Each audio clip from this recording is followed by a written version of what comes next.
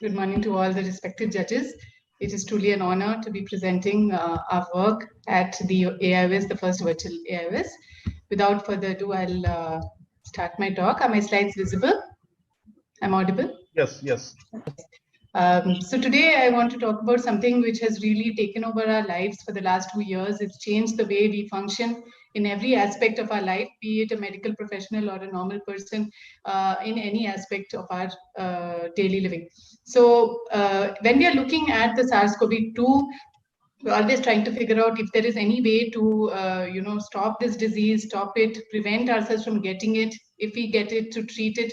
And there's a lot of different treatments which have come out. So the COVID pandemic, no doubt, has taken over our lives. But just to highlight how it enters, so we do know that it is an aerosol-based spread, but another very important way of spread is through any mucosal surface. And we know that the ocular surface is one of the most exposed mucosa that we have.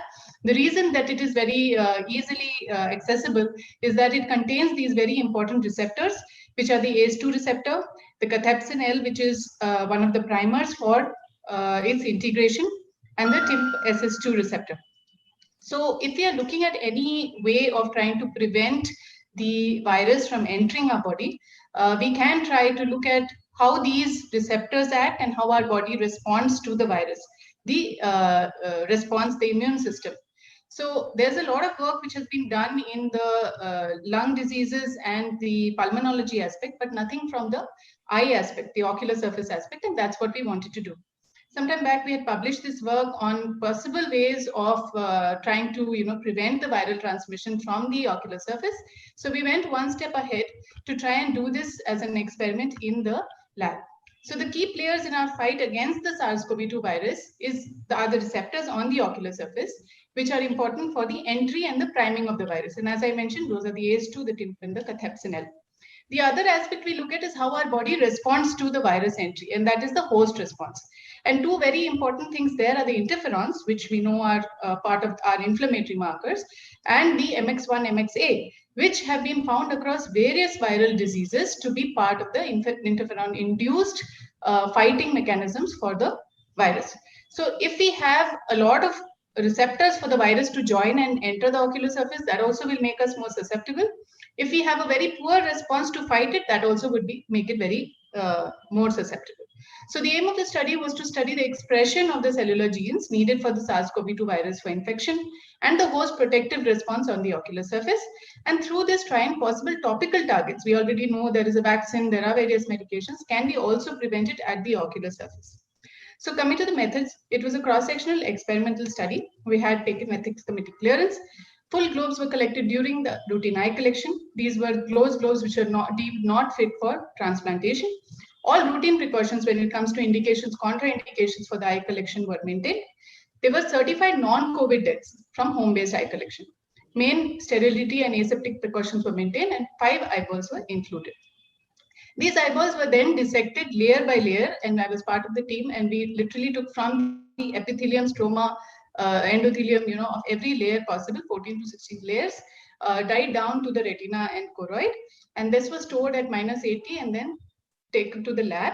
There it was sectioned after making blocks. It was sectioned like how we do our normal histopathology. And this was put into 2 experiments. One was the gene expression analysis, and one was immunofluorescence for these various receptors and our response, which I was discussing. So coming to the results, this is a busy slide, but I'll just break it up. This is the first part of the results where we're talking about the entry and priming in a normal eye. So normally when we see, if I can just highlight this part. So what is green is the intense ACE2 receptor, which is showing. And you can see that compared, this is cornea, conjunctiva, trabeculum, meshwork, choroid. We've just highlighted a few. And it is very, very high in the conjunctiva and even some part in the cornea. Okay, which shows that there's a lot of receptors there, makes us more susceptible for the virus to at least fix onto the ocular surface.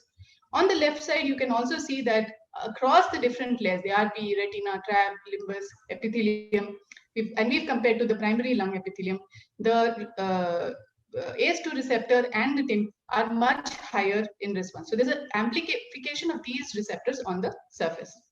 Coming to the next thing, our responses to the joining of the virus, that is the interferon system. So we looked at the genes of the interferon system, and we found that in the cornea and conjunctiva, no doubt, we have a very good immune system and they respond well.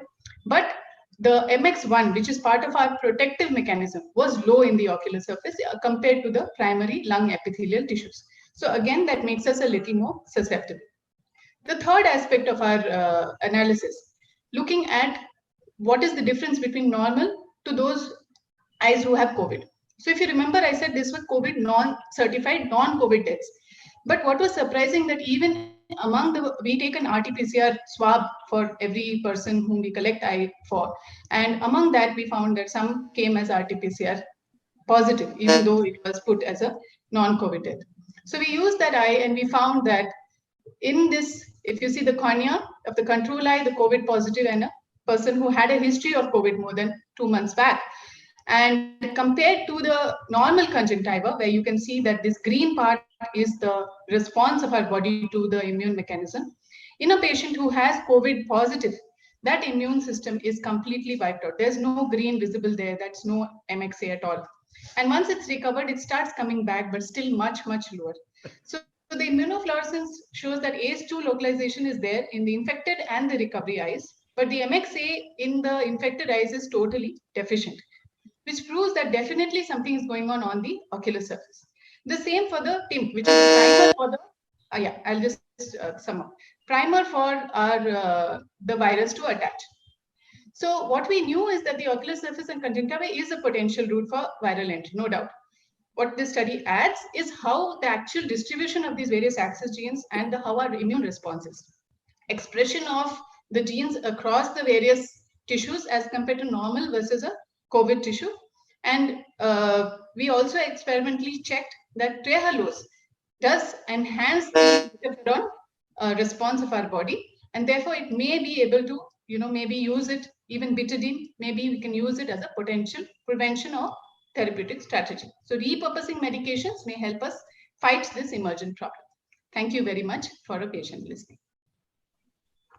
These are my references. Thank you, Sharon, for a wonderful study. Actually, the present pandemic, actually, they have every day some new revelation is coming. So it's very difficult how will help, but of course, it's a very good study. So thank you very much. Thank you very much. Any questions from other panelists? Dr. Khurana, sir?